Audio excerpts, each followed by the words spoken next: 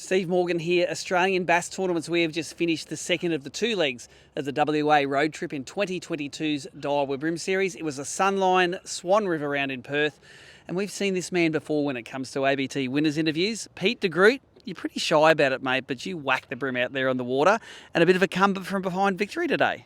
Yeah, it was a very tough couple of days out there. It was, sunny, strong easterly winds. The water was really clear, and it was just really tough fishing. Where were you sitting coming into today? You weren't in the top three. Where were you, second or fourth? I was coming second. Okay, second fourth. after yesterday I was coming second. And you had that monster in front of you, Mitch Vane, who'd already won Mandurah event. Did you think you had what it takes to run him down? Well, I was going to try my best because can't win two in a row. That's not fair, you know. And we were talking about it the other night. I'm not sure anyone's ever won two boater legs of a road trip. We've had non-boaters win them. Tommy McIntosh came and did it. Yep. Stewie Walker nearly did it this time here, but no one's done the two boaters in the row. So it's something you can aspire to next time we do a WA road trip, because next time we come doing the Blackwater and Albany, some of your favourite rivers. Yeah. Let's get back to the Swan River. You run the little Mercury-powered boat here. You won the $250 Mercury bonus as well. Take us through your 2 days of fishing. What was the strategy and how did it pan out? So basically I went for pre-fish. I knew the water was sort of clear. A lot of the river was pretty clear, the water. So I sort of went up river to find the dirty water and found up there was a little bit dirtier. So I just went up and fished my usual snags, just rolling baby vibes, river to sea baby vibes. Use the black and gold one. And you modify it a little bit so that they come out of the snags after they go in if there's no bream attached. So I take the front hook off it there and I just change out the back hook to a owner, size 16. And then I just basically just roll them over the snags, and if they snag up, I'll just sort of try and jiggle them off. And hopefully the big bream just comes and snaffles it. So if you don't get in the snags and deep, you're not going to get the fish? No, basically I like to fish tight into the structure. When I fish up there, that is. When I'm fishing that style of fishing, I like to get right into the snag. And show us the rod and reel you're using here. Is this something brutal to get them out again once you hook them? No, that's just just a Shimano 2500 CI4, atomic arrows. I don't know what braid.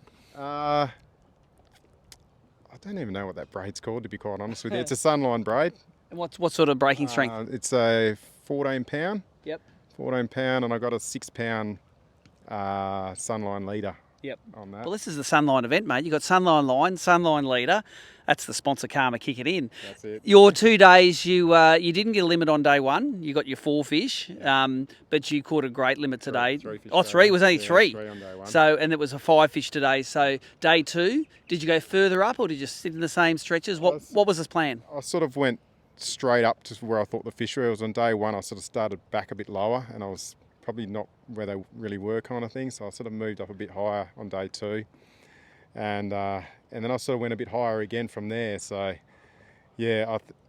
think I sort of found where the bulk of the fish was sitting, and I just grind it out, and just kept persevering, and a few swear words here and there, and a bit of frustration, especially with that wind blowing, but. Yeah, luckily got there in the end. Mate, it's testament to you. You ground it out. You look at the scoreboard, it might look like, you had a pretty good time and caught some good fish, but each one of those fish was well earned. Yeah, yes, I was very lucky on a couple of occasions. So a couple of them had me stitching right down deep in the timber, and I just slowly worked them out of the timber. And I was just very lucky that they stayed on and didn't snap me off, sort of thing. So. Well, I reckon that you're going to get the reputation as Mr. Baby Vibe. That's probably about $4,000 you've won on them over here now. Yep. And that could buy you a lot of baby vibes. They're not an expensive lure. Yeah, I've already got about, I think, 200 or 300 of them, so I'm pretty right for a while. They're a great lure, and everyone that tries them out seems to think the same thing, I think. So, they're so durable, and you can use them in all different types of terrain or flats, anything. They work so well. Talk about the $1,750 for the win, another $250 Mercury bonus. You wouldn't have put $250 worth of fuel through that little 30 this weekend? No, I don't think so. I probably used maybe just over a tank all up, so maybe $40 worth of petrol. There you go. So profiteering from the Mercury sponsor bonus is using the Sunline gear, catching the fish, using the Mercury, getting the bonuses. Pete Degroot, well done, mate. You are the champion again in WA. Cheers.